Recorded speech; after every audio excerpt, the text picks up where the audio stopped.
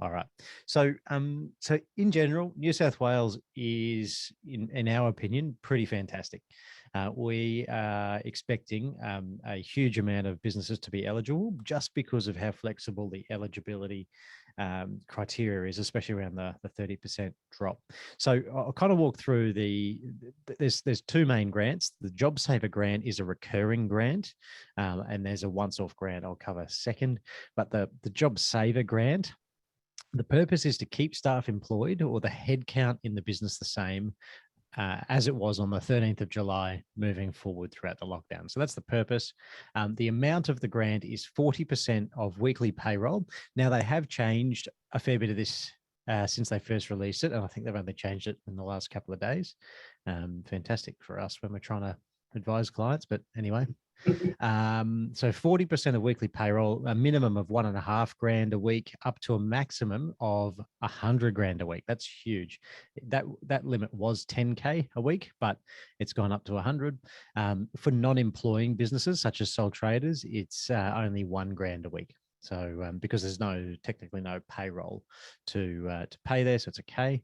Now, how we work out what your weekly payroll is we've got to go back and have a look at the most recent BAS that was lodged before the 26th of July. And there's a way we work out the weekly payroll from that BAS.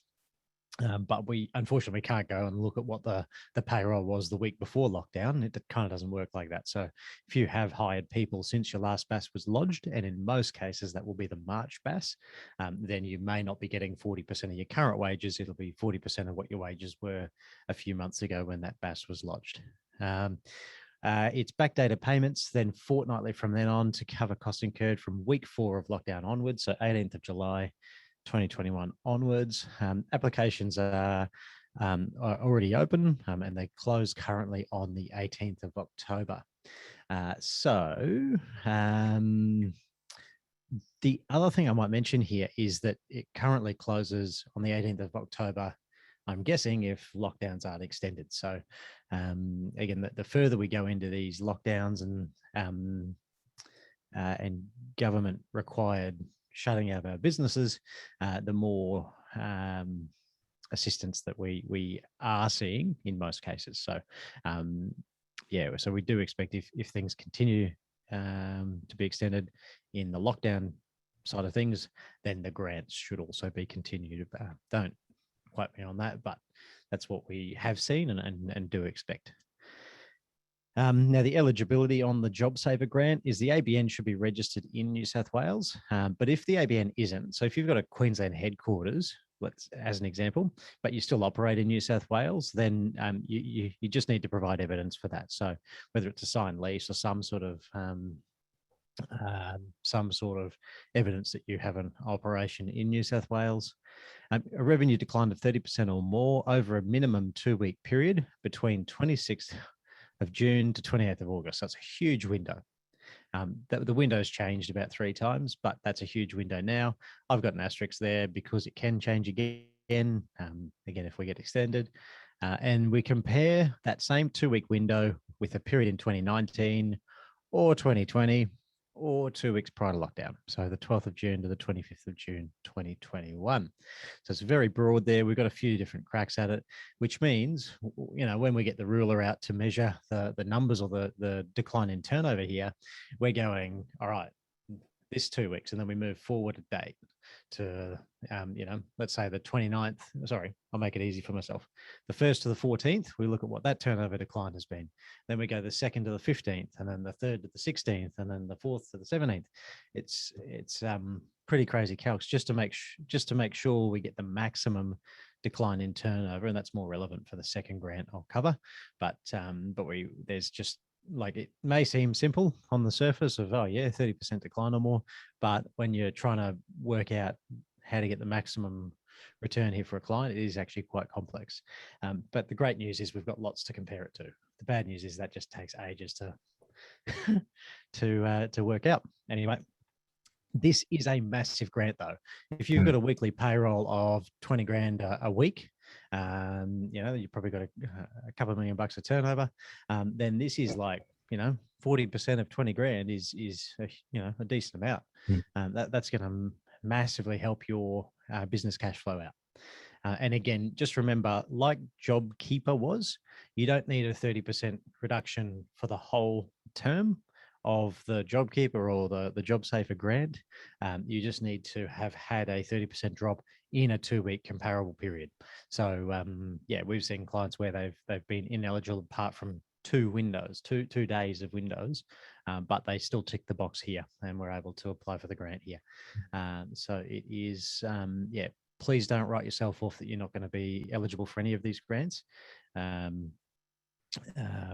It's a matter of working out, and again, like there's really complex calculations for this stuff, or when we look at your zero file, if you use zero, quite complex ways that we make sure you get the most out of it. All right, turnover between 75K and 250 mil for the 2020 financial year. Now that range was 75 to 50 mil. It's gone up to 250 mil. There's a huge range. You must maintain headcount at 13 July. We've had a few questions here. If you fire someone or basically make them redundant, that doesn't, you're dropping your headcount. So you're not maintaining your headcount. If they make a resignation voluntarily, that does not affect your eligibility here. That's something in essence you can't control. So they're being reasonable about that one. But yeah, if you go and make half your team redundant, you are not maintaining your headcount. For non-employing businesses, the business receiving the payments must be the primary income source for the person. So if you're a sole trader, that one's relevant there. Employees can receive Commonwealth COVID-19 disaster payments if their employer is receiving JobSaver. So that's a good thing to know for your team members to go and suss out their own grants here. And just to jump on that, like that was something that was interesting previously, where you couldn't double dip in a sense, where if you lost if you lost your job, you couldn't get JobKeeper and I can't remember the names now, JobKeeper and I can't remember the other one. Anyways, you couldn't double dip. But the instance here right now is Commonwealth. The disaster payment is run by the Department of Human Services, or Centrelink, as people commonly know it. So an employee can go and get help from the federal government. At the same time, your employer might be getting help from the New South Wales government. So that's why it's saying there. Cool. Now, Seeker, thank you, Ivan. Awesome, Chelsea. Cool. Now I've got a underlined dot point there at the bottom. It says still potential eligibility. So even though you might not fall exactly within these eligibility questions or conditions, New South Wales Service New South Wales has said, please reach out to us, please contact us. Now, what that practically looks like is waiting 2 to 3 hours on hold with them to have a chat to someone about, you know, which box you fall short in and what they can do about them. So what we've seen though is they've been relatively generous with this stuff and are applying common sense. So yeah, if you're 29.5% downturned, it may be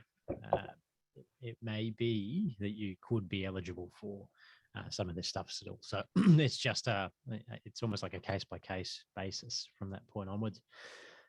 All right, so that's the JobSaver grant. Now, Riz, would you like to take us through the business grant once-off grant? Oh, cool. So we're still in New South Wales. If anyone's noticing, there's a little map on the right if you're wondering where we are.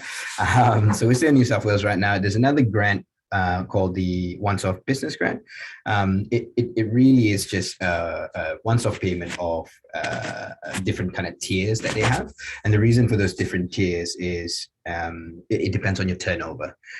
So if you decline, your decline is between 30 to 49%, you're going to get a once-off payment of 7.5K, and 10.5 for 50 to 69, and 15K if 70 or more. And to be eligible for this, Ben, you want to do the next slide, please? Thank you. It's actually quite similar to the previous one we looked at. Yeah, it's not too far off. So your business needs to have a wage of 10 million less. So very similar, turnover between 75K and 50 million. So the other one, they increased it to 250. So not the big business won't get it, but likely, if you're a small business, you're going to get this grant. And your ABN should be registered in New South Wales, or you need other supporting documentation to show that you run a business in New South Wales, like Ben mentioned, lease agreements and things like that. Revenue decline of 30% or more over minimum 2-week period between 26th of June to 17th of July, compared with same period in the last kind of financial year or the year before, or the 2 weeks period prior to lockdown. So this is similar to the Job Saver grant as well. Now, just kind of want to add to the point Ben mentioned there about you still could be potentially eligible if you have kind of little minor nuances about your businesses that it wasn't very, very clear whether you'll be eligible or not. This is how we found out about it. Our team actually spent 2-3 hours at the end of the day to just kind of stay on the phone with specific questions like that. And what we're seeing is, like Ben mentioned, they're trying to work with us as best as possible.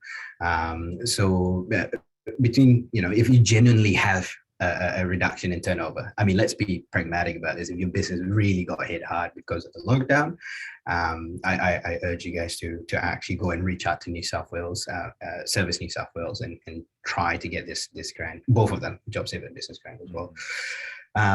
And the reason why that's kind of like, compared to the 2019 period or the 2020 period, or even just 2 weeks prior to the lockdown, they're trying to kind of, give you as much room here for those little nuances to make sure that you can get that grant. Cool. So it's the same. You have to maintain headcount. And worth mentioning is, well, maintaining headcount doesn't necessarily mean that, like Ben mentioned, if they quit, that's on them. But if you fire them, then it's different. The idea here is they're trying to save jobs, keep people employed, similar to the job keeper in the past, where they're trying to keep your team staying with you during the lockdown. So you might be on furlough or being stood down, your hours might drop, but your headcount is still the same, then you're fine. So I saw some people say, well, I don't have any work. Why do I need to keep? Well, you can still keep them in the business. It's just the idea is they don't want you to detach from your employees during this time, and to keep them kind of employed, so to speak. So yeah, maintain your headcount as at 13th of July. And for non-employing business, it's very similar. If it's the primary source for them, then you can get this business grant. So if it's someone who's a sole trader, for instance, a solo hero, I like to call, they work for themselves and they're the only one in the team. If it's their primary source, they can get this grant as well. So very, very similar to the previous one. Cool. And I think what that's also addressing is if you've got 3 businesses in 3 different companies, then you can only get it once for that primary source as well. So that is that one there. Now, we've seen in a bit of a chat and also a little bit of a sentiment that the sole traders are getting forgotten about in a lot of the states. I guess a lot of this is focused, all the grants are to keep people employed. And what I mean by sole traders without team members, but New South Wales does have a grant that is specifically designed for sole traders or the smaller businesses. They call it micro business, to help with them as well. So it's fortnightly payments of $1,500. That's $750 a week to cover business expenses.